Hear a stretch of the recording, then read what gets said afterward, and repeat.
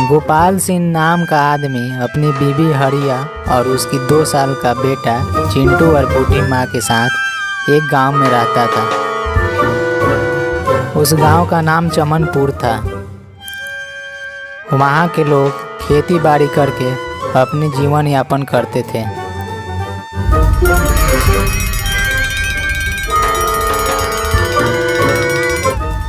गोपाल सिंह का एक छोटा सा खेत का टुकड़ा था जिसमें वह सब्जी की खेती करता था और उस सब्जियों को बाजार में बेचता था। इस बार वह गोभी की फसल लगाई थी। इस बार तो गोभी की पैदावार काफ़ी अच्छी हुई है। इस बार तो काफ़ी मुनाफा होगा। हाँ भाग्यवान, इस बार तो काफ़ी आमदनी होगी।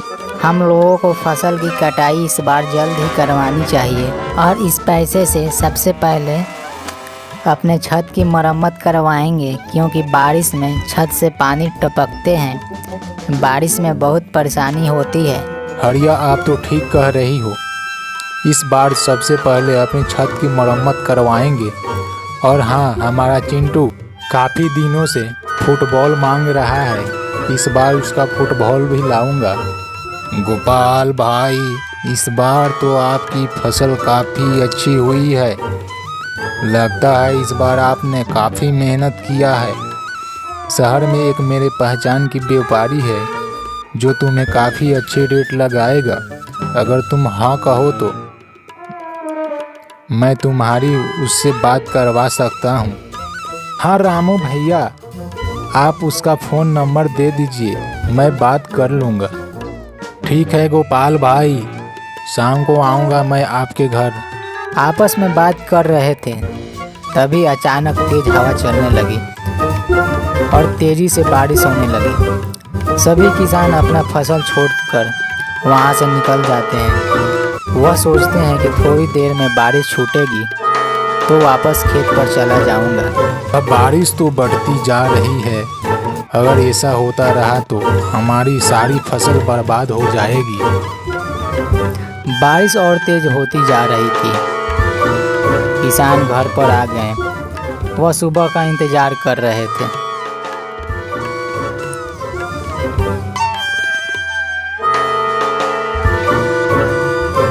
सुबह होते ही किसान अपने खेतों पर पहुंच जाते हैं। वहां का नज़ारा देखकर लोग हैरान हो गए। वर्षा के कारण किसानों के फसल बर्बाद हो गए। मेरे साथ ऐसा क्यों हो रहा है?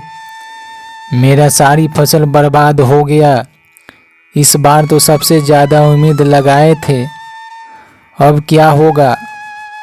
तभी गोपाल की नज़र उस फसल पर पड़ती है जहां ज़मीन ऊंचा होने के कारण कुछ फसल बचा हुआ था। गोपाल उस फसल को इकट्ठा करके घर ले जाता है। हमारी सभी फसलें बर्बाद हो गई है। इतनी मेहनत से उगाई थी, पर इस बार बारिश ने सारी फसलें बर्बाद कर दिया। बस कुछ ही फसल बचे हैं। ये तो जल्द ही खत्म हो जाएंगे। अब हम क्या कर सकते हैं? ऐसे में तो गांव के किसानों का भी बुरा हाल हो गया है। बारिश ने किसानों को दिल तोड़ कर रख दिया है। अच्छा, इसमें परेशान होने की ज़रूरत नहीं है। हम कोई न कोई उपाय निकाल ही लेंगे। भी हरिया के मन में एक विचार आता है। हमारे पास जो फूल गोभी बचे हुए हैं, क्यों न हम प्याजू बनाकर बाजार में बेचेंगे। हमारा प्याजू गांव के लोगों को काफ़ी पसंद आएंगे। हरिया, लेकिन इस थोड़े पैसों से हम लोग का गुजारा नहीं हो पाएंगे। अभी तो बारिश का मौसम है, कर ही क्या सकते हैं। पहले थोड़ा सा प्याजू बनाएंगे और बेचेंगे। हमें पता है हमारी मेहनत रंग लाएगी। ठीक है, हम कल से ही प्याजू बनाने का काम चालू करेंगे। ऐसे में तो तुम्हारे प्याजू बहुत अच्छे होते हैं। अगले दिन से दोनों मिलकर प्याजू बनाने का काम चालू कर देते हैं। गोपाल बाजार में ले जाकर प्याजू बेचने लगता है। प्याजू अच्छे होने के कारण सभी लोग गोपाल के दुकान पर प्याजू खाने लगते हैं।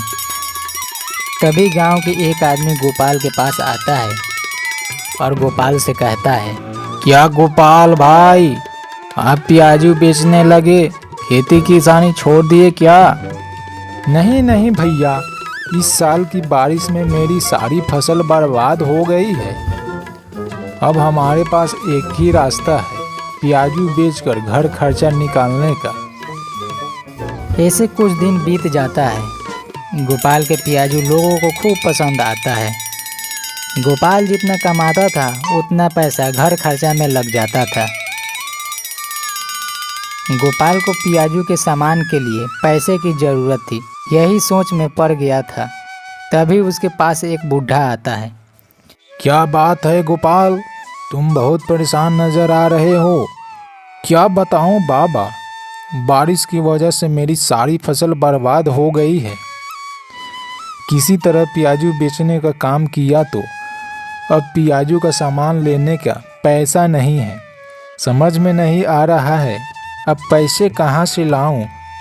अरे गोपाल, मेरी बात मानो, तुम अपने सेठ चंदू से कुछ पैसे एडवांस ले लो, बाद में उसको वापस कर देना।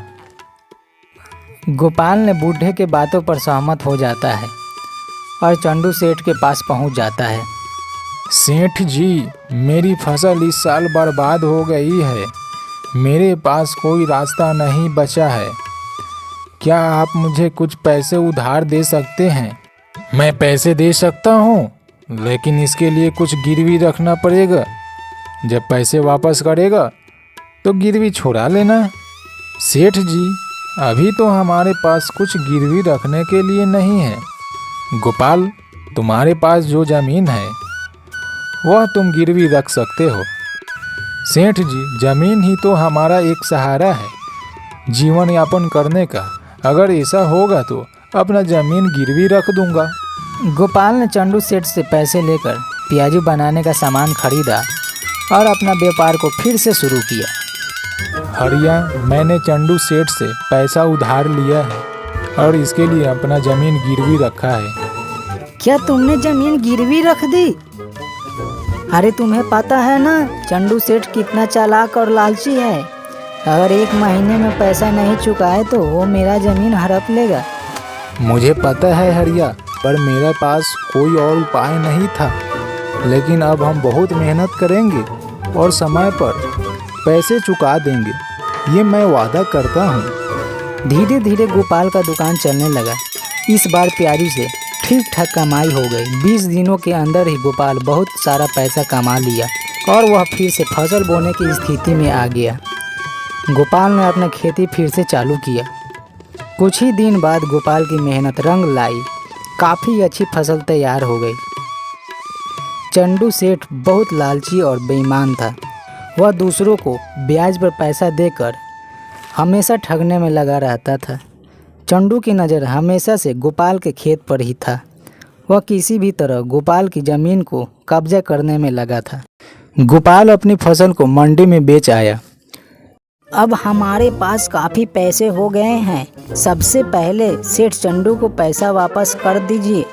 हाँ हरिया, चंदू सेठ को सबसे पहले पैसे देना जरूरी है। गोपाल ने चंदू सेठ के पास चला जाता है और ब्याज सहित उसका पैसा लौटा देता है और सभी परिवार आपस में अच्छे से रहने लगते हैं।